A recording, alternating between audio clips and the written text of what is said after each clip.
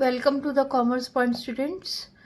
आज का हमारा टॉपिक है एडजस्टमेंट जर्नल एंट्री। ये वीडियो क्लास 12th के लिए है। चैप्टर नंबर 1 टॉपिक है एडजस्टमेंट जर्नल एंट्री। तो ये मैं आपको एक क्वेश्चन की हेल्प से समझाऊंगी।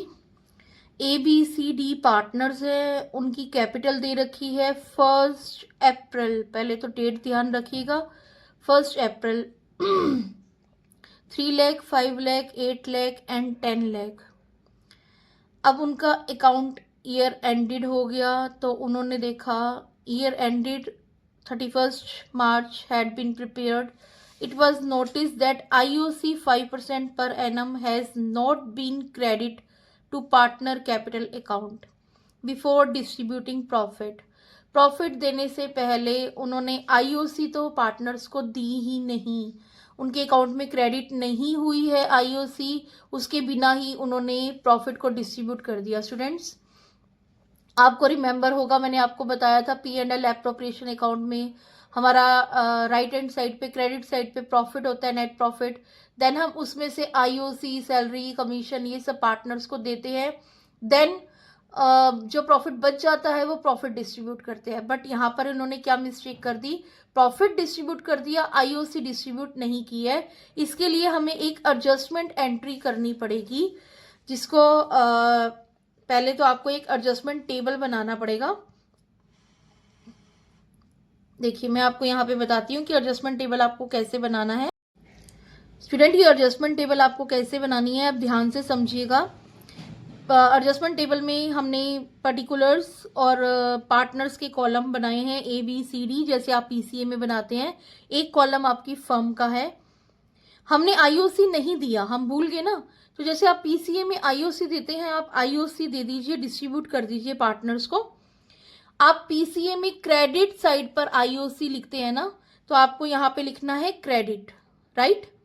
और ये जो हमने आपने IOC दे दिया, ये प्रॉफिट से नहीं दिया ना, प्रॉफिट तो आपने डिस्ट्रीब्यूट कर दिया, ये गलती कर दी कि प्रॉफिट डिस्ट्रीब्यूट कर दिया, IOC नहीं दिया था। तो अब IOC जब फर्म देगी पार्टनर को तो फर्म के लिए लॉस है, तो फर्म के कॉलम में हमने इसका टोटल IOC का लिख दिया और आ गया डेबिट।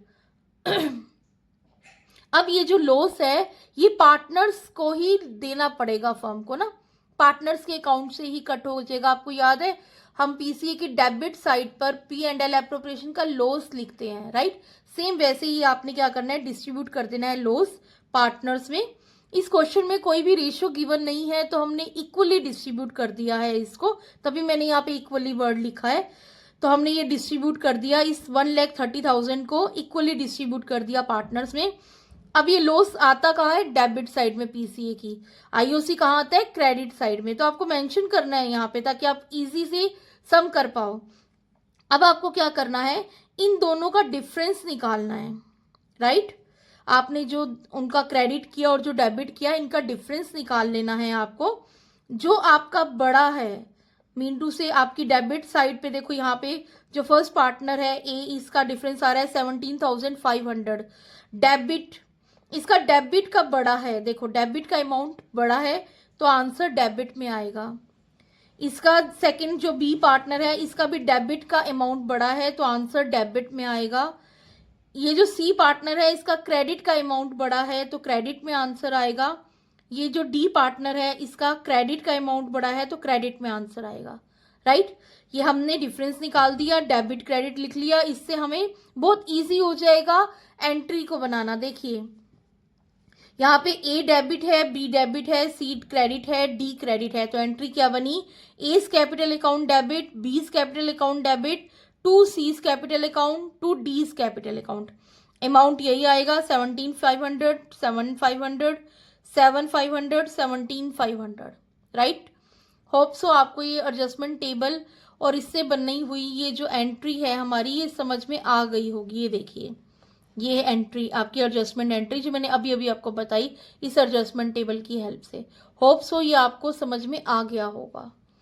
अब एक क्वेश्चन और देखते हैं, जिससे हमें समझ में आ जाएगा और किस तरह से क्वेश्चन आ सकता है। ये हमारा सेकंड क्वेश्चन है।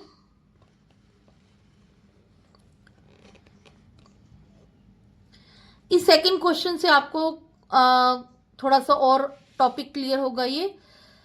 ये क्वेश्चन आपको बता रहा है A N and Y are partners in a firm sharing P and L in the ratio 5:3:2। देखो ये 5:3:2 रेशो दे दी गई है हमारे को। देयर फिक्स्ड कैपिटल, ये वर्ड ध्यान रखो, फिक्स कैपिटल। अगर फिक्स कैपिटल होता है तो हम क्या यूज करते हैं, करंट अकाउंट। जो भी चीज ट्रांसफर होती है पार्टनर्स की, जो भी उनको दिया जाता है वो करंट अकाउंट में दिया जाता है, राइट। उनकी कैपिटल दे रखी है हमारे को और बता रखा है ईयर एंडेड में आईओसी क्रेडिट टू देम, ये छोटा सा लिखा हुआ है क्रेडिट टू देम, मैं लिखना भूल गई थी यहाँ पे। IOC credit to them 10% per annum instead of 8% per annum. क्या गलती की है, 8% देना था और 10% दे दिया गया है, ये गलती हो गई हमसे। P and L appropriation account जब बना हमारा 8% की जगह 10% आईओसी दे दिया, मतलब उनके पीसीए में जब हमने क्रेडिट किया होगा तो 8 की जगह 10% कर दिया, मतलब 2% ज्यादा दे दिया ना। सीधा ये समझ में आ रहा है हमें, 2% हमने उनको ज्यादा दे दिया तो वापस लेना पड़ेगा हमारे को।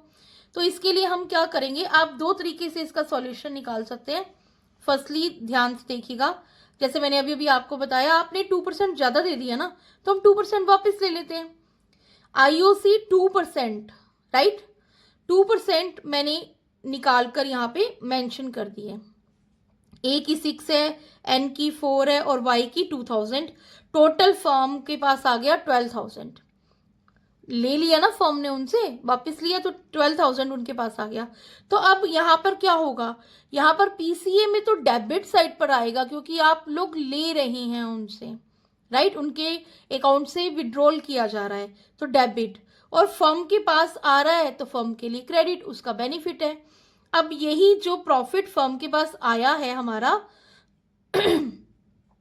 इसको क्या होगा, ये पार्टनर्स में ही डिस्ट्रीब्यूट हो जाएगा। जैसे अभी मैंने पिछले क्वेश्चन में आपको बताया था, वहां पे लॉस आया था फर्म के लिए और ये फर्म के लिए प्रॉफिट है, तो ये पार्टनर्स में डिस्ट्रीब्यूट हो जाएगा।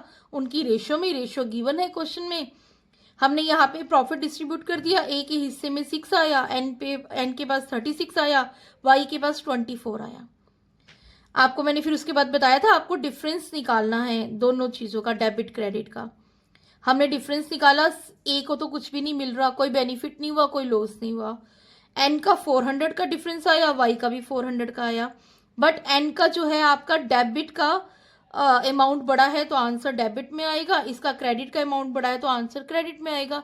सिंपल एंट्री बन गई, N's current account debit to Y's current account. अभी मैंने आपको बताया था कैपिटल फिक्स्ड है तो यहाँ पे करंट अकाउंट आएगा। पिछले क्वेश्चन में कैपिटल फिक्स नहीं थी तो कैपिटल अकाउंट लिखा था हमने, N's current account debit to Y current account, 400, right.